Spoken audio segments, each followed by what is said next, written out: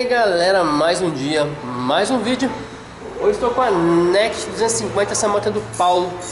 Viu nossos vídeos, curtiu nosso canal, veio lá de Diadema, direto para Oliver Motos. Galera, essa moto veio de guincho, não está funcionando. O cliente falou que estava falhando e de repente parou. Observação, olha que bonita essa moto, personalizada, show de bola galera, é isso aí. Essa é de Diadema. Vou colocar a chave aqui nela, vamos ver quantos km que ela tá, qual a quilometragem dela.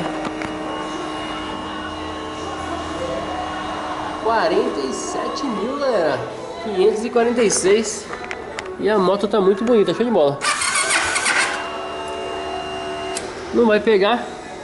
Vamos começar as verificações do que a gente encontra aí. Espero que gostem mais desse vídeo galera, aqui na Oliver Motos. Desmontando aqui galera, tiramos tanque, carenagens, verificando válvula de escape estava com a válvula presa e a admissão as duas estavam um pouco presas.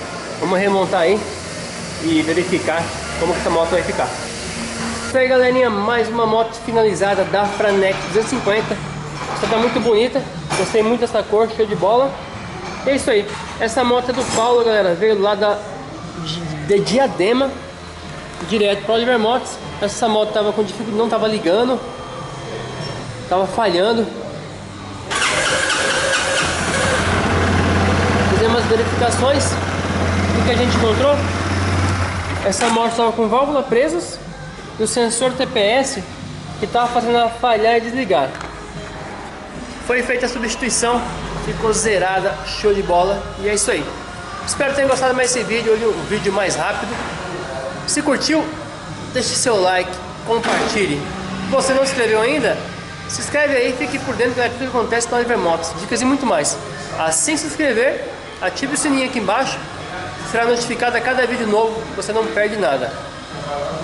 E você está no interior, sua cidade não tem loja da, está com dificuldade para encontrar peça, entre em contato com a gente pelo WhatsApp ou por e-mail.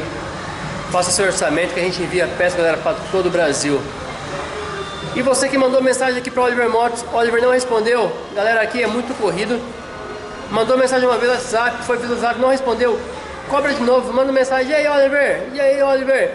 Galera, é muita gente para responder e acaba que alguma gente acaba esquecendo. Se você que mandou mensagem não cobrar novamente, possivelmente ficará difícil.